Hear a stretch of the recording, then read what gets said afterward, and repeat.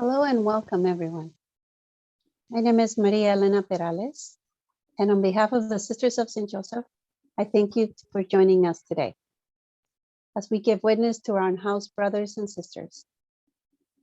We ask, as people of faith, how are we called to be non-judgmental of people who are experiencing homelessness? So we am very happy to introduce Sister Louise, who will lead today's program. Thank you, Maria Elena, for your direction that you've given to present these important issues during the summer season. With us today is Michelle Vols, who is the Orange County Coordinator in the Ignatian Spirituality Project. She will share that program with us today. Suzy Silva has been employed with the Sisters of St. Joseph and will share her story of searching for a home. Our action portion will touch upon acts of compassion. Now we welcome Sister Kathleen McQuiston, Social Justice Committee member, who will lead us in our prayer.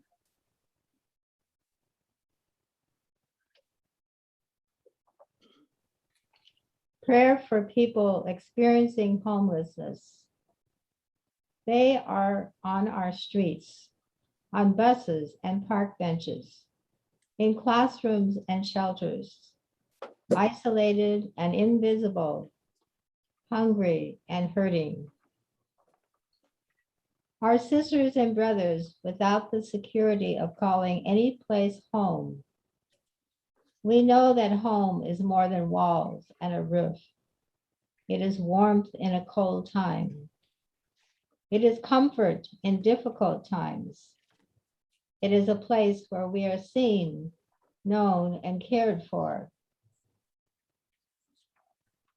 Without a home, we lose our sense of worth, our ability to trust each other, our freedom. Our very souls are weary. We feel unloved. We feel unworthy. We feel shame.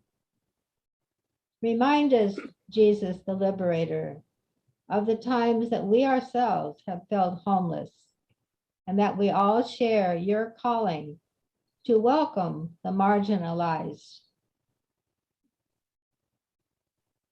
Show us, Mary, our mother, what we can do to restore to all who are unhoused their sense of worth, their inner freedom, their humanity and hope, to let them know they are not alone. May all be fed, may all be healed, may all be loved. Amen. Amen.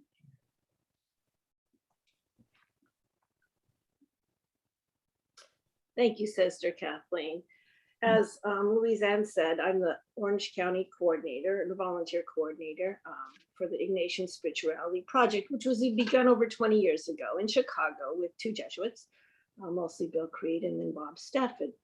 Well, I've been finishing up my master's on theology and working with, showing up at the Catholic Worker House weekly, listening to the women's stories, and I wanted to offer them something more.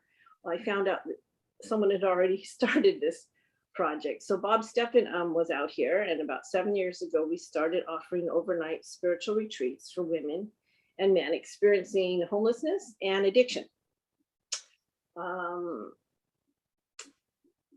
Takes a good month of recruiting before other retreats, which were twice a year before COVID. We'd invite women from the different shelters here in Orange County and rely on a bunch of volunteers to drive. Sister Kathleen has driven several times. Sister Corinne Nuremberg and Sharon Becker were instrumental in the beginning, serving as spiritual directors. We have volunteers making prayer shawls, praying for the women, providing their favorite snacks. We take a list of that beforehand. And then spiritual directors from several different spiritual director programs here in Orange County, including the one at the CSJs. The format for every retreat is pretty much the same, very welcoming, warm, and loving. And then quite a few have never been on a retreat before. And then we begin sharing our fears that we have now, our fears we've overcome, and seeing again, remembering again where God or our higher power, whoever we call him, her, has been working in our lives. In that process, as I said, we just remember how we've been loved our lives and how we are loved now. And in the retreat, restoring to the women their sense, I think, of their dignity, their sense of, I don't know how to say, but anyway, they know that they're loved, their sense of self-worth, and they know that they're loved. So we have monthly follow-ups after the retreat. And we were now, because of Zoom, of COVID, of course, we're doing those on Zoom, we used to provide a simple meal. Now we just provide about an hour or so of spiritual direction. In the very beginning, we had Desiree was our witness. And when I met Suzy a few months ago to do this, I realized that she knew Desiree from one of the programs they'd been in. So Suzy, I want to introduce Suzy. Maybe she'll say a little bit about that and about her work now with the CSJs from Bethany House, that program that Sister Louise started. So let me introduce Suzy to you. Thank you, Michelle. Thank you. I agree with you. After all these years, you just never forget where you received love. So I'm going to start off in my younger years. I come from a family of 13. I have 6 older brothers, 4 older sisters, and 2 younger brothers. So my family life as a kid was chaos. It was wild, it was dangerous, it was fun, it was confusing, it was a lot of things.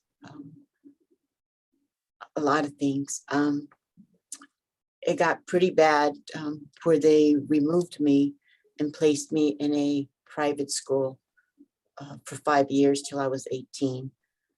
And in that private school, I remember entering. I loved it. It was nice. I had 3 meals a day, I had my own bedroom, I had my own bathroom. It was strange, just for the fact that they were kind and they were tender, and the first night I was there, the house mother wanted to hug me and give me a kiss goodnight, and I pushed her away and I told her, no, what are you doing? And it was just, I wasn't used to that, but I remember it clearly, and I'm 60 now, and that happened years ago. So you never forget where you receive love. So I left the school at 19. I had a choice to get emancipated or to go back home. I went back home regardless of how dangerous it was and how crazy it was. I love my brothers and sisters, and I love my mom and dad, and that never goes away. So I went back home. Within a month or two, I was wandering the streets, got kicked out, meeting friends here and there just to get a place to sleep, just wandering and running, trying to find some place to rest my head, or just find anything just to get out of myself. But along those runnings, God put good people in my life, people that took the time to ask me what was I doing.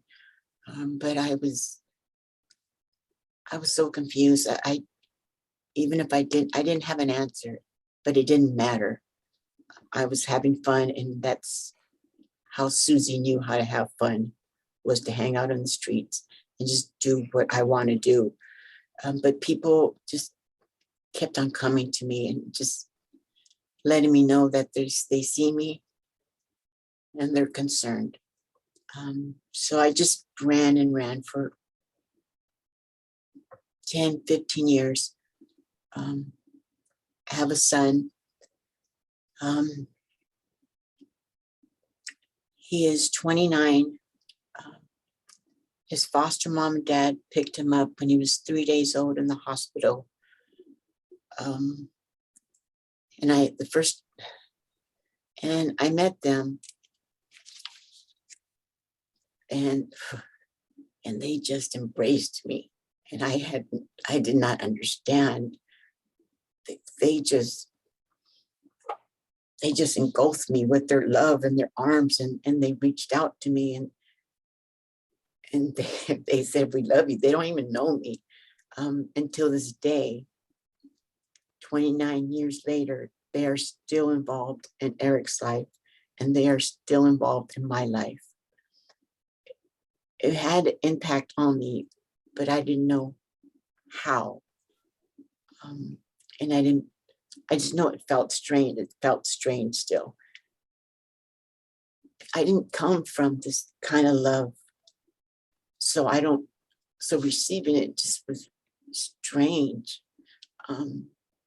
Not no more, but it was then.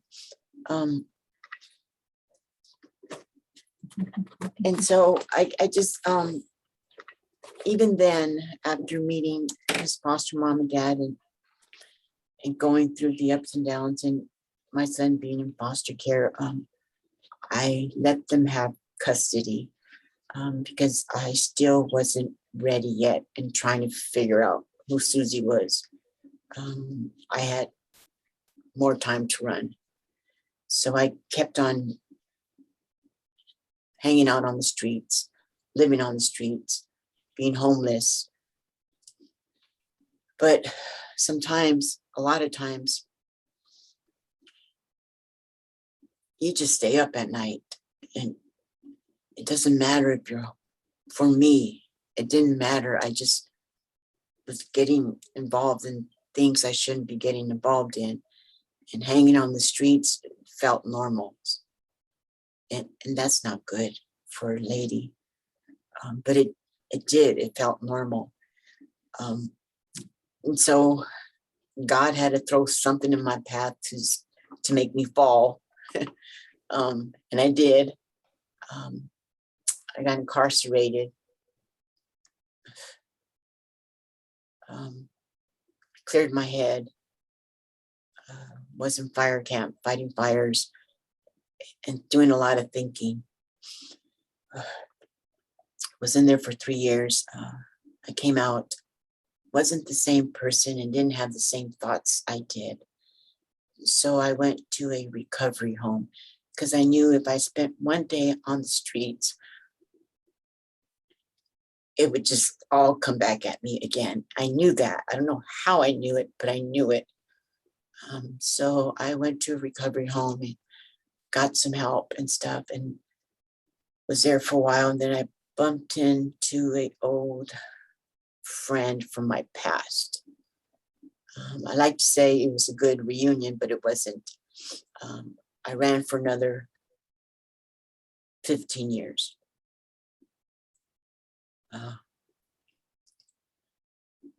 But during all this time, I would leave the relationship and go into a shelter, a homeless shelter. Leave the homeless shelter, go back to the relationship. Leave the relationship, go to the homeless shelter. It was back and forth, back and forth. That became my normal. It's crazy as it sounds. Normal is not crazy when you're living it. It's part of your life. But God again, shook me up and shook me around. Something inside of me changed. I don't know what. So I went to a shelter in Santa Ana. Wonderful people there. The director's so sweet. And I knew I knew that no matter how tough and how much I didn't like the rules or the policies or even the girls there, because girls don't get along a lot of times, especially in the shelter.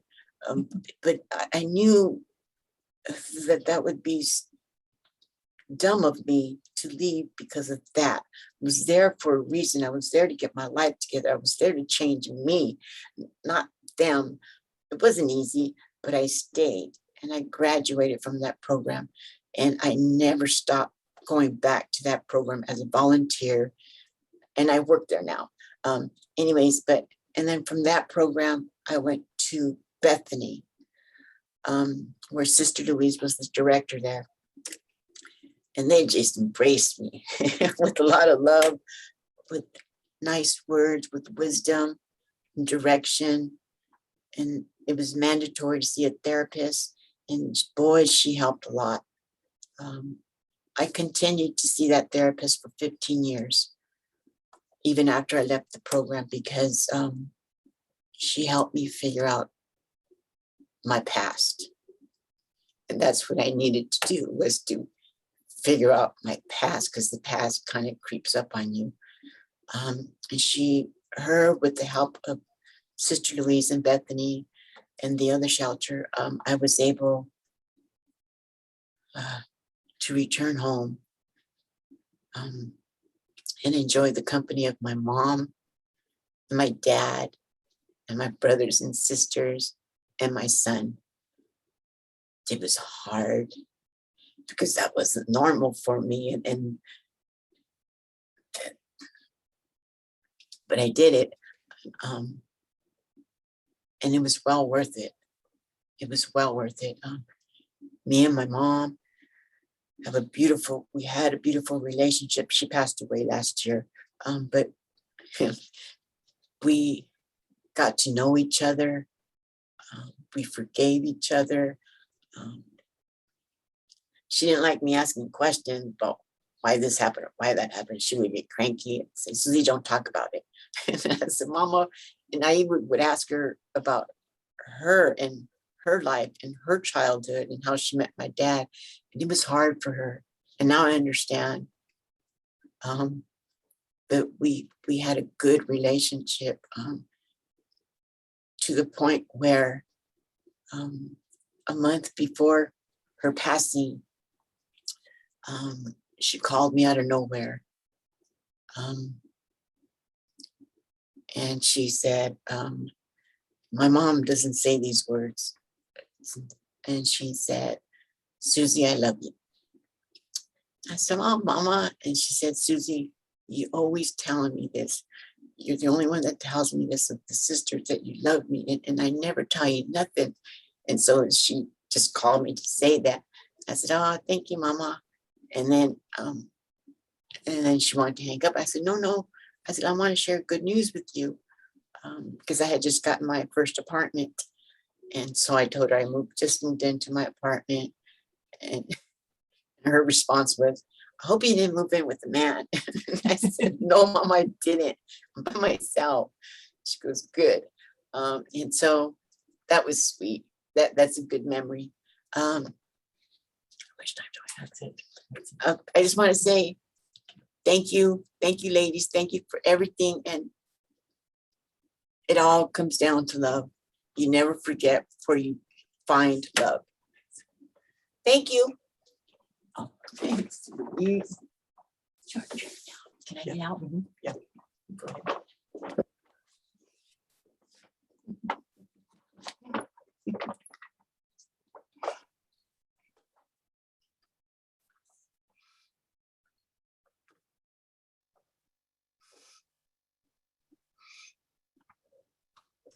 We have time for a bit of reflection. What aspect of Suzy's testimony impacted you most? And if you met her in person, what would you say to her?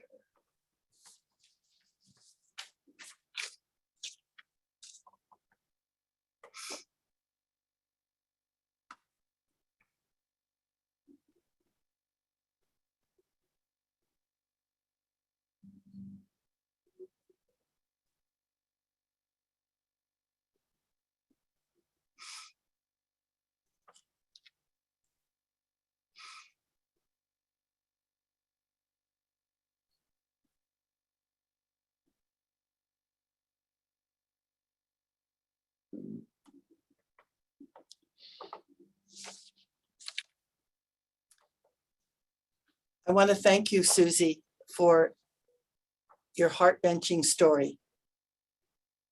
Thank you. People all over the world suffer the effects of not being able to find a home, an apartment, a shelter, whether it's because of the effects of war, natural disasters that wiped out their home, unemployment that reduced their savings, the costs of healthcare due to emergency illnesses, and family dysfunction that separates children from parents and leaves them to fend for themselves on the streets. A scary and unknown world. There are ways that we can act in the face of the problem of living without a home. There are simple acts of compassion that can nourish every person feeling excluded from society and marginalized. First of all, a simple act to stop and acknowledge them instead of walking past them.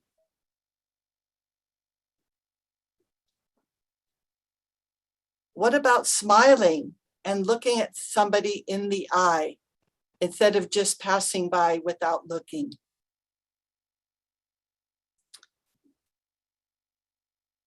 What about asking their name? The important thing is that we all have a name, and how wonderful it is to know a person's name when you continue to see them in certain areas. When you know them by name, a relationship can form. You can ask them a little bit more about themselves, just as some of the people asked Suzy a little bit more about her distress.